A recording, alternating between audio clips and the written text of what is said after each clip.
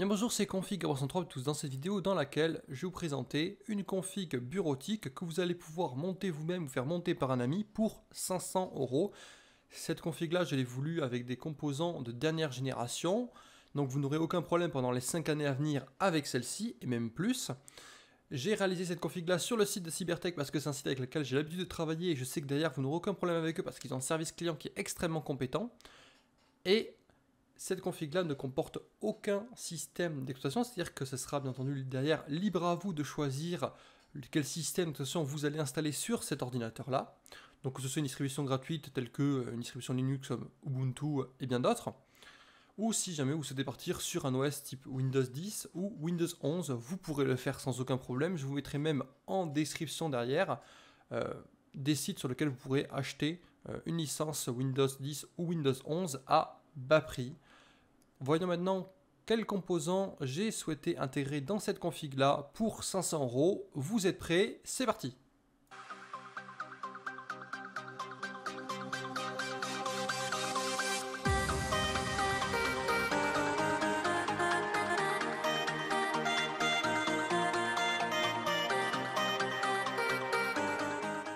Commençons par le cœur de l'ordinateur, le processeur. Je suis parti sur le processeur l'Intel Pentium Gold, le G7400, processeur extrêmement fiable, puisqu'il s'agit d'un processeur de 12e génération, ce qui correspond à la toute dernière génération de processeurs Intel.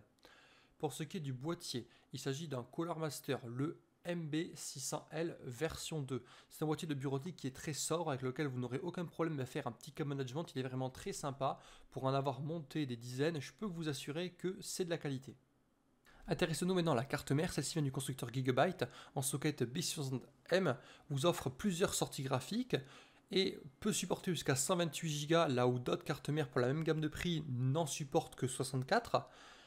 Et en plus vous offre deux ports pour SSD PCI 4.0 NVMe, dont un avec un dissipateur thermique, ce qui est vraiment extrêmement pratique. Et en plus, vous avez une carte réseau dessus qui est en 2 Go 5, donc très pratique pour tous ceux qui ont pour des Freebox Pop, Delta, etc.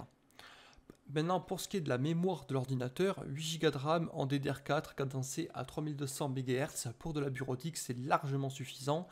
Je suis parti sur une barrette mémoire de chez Lexar parce que c'est fiable et que ça marche extrêmement bien.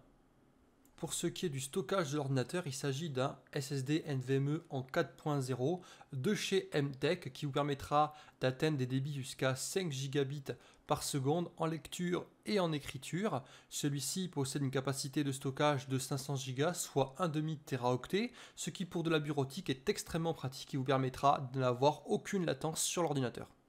Et pour finir, pour ce qui est de l'alimentation, j'ai fait le choix de partir sur une alimentation de chez Cooler Master en 550 watts que j'ai l'habitude d'utiliser. Donc 550 watts pour cet ordinateur là, c'est largement suffisant et même ça vous laissera même un petit peu de marge pour faire des upgrades à l'avenir. Étant full modulaire, cela vous évitera d'avoir des câbles qui se baladent dans le boîtier et en plus elle a une super garantie constructeur, donc n'hésitez pas.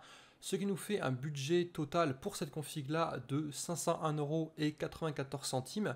Ce qui, à mon sens, est le budget idéal pour une config de bureautique. Et cette config-là, vous allez pouvoir la garder 5 ans sans problème. Cette vidéo est terminée. J'espère vraiment qu'elle vous a plu. Si c'est le cas, lâchez-moi un gros j'aime en bas de celle-ci. N'hésitez pas à vous abonner à la chaîne si ce n'est pas déjà fait. Activez la petite cloche de notification pour être prévenu des nouvelles vidéos. Et on se retrouve pour de prochaines vidéos. C'était Config 303. Ciao.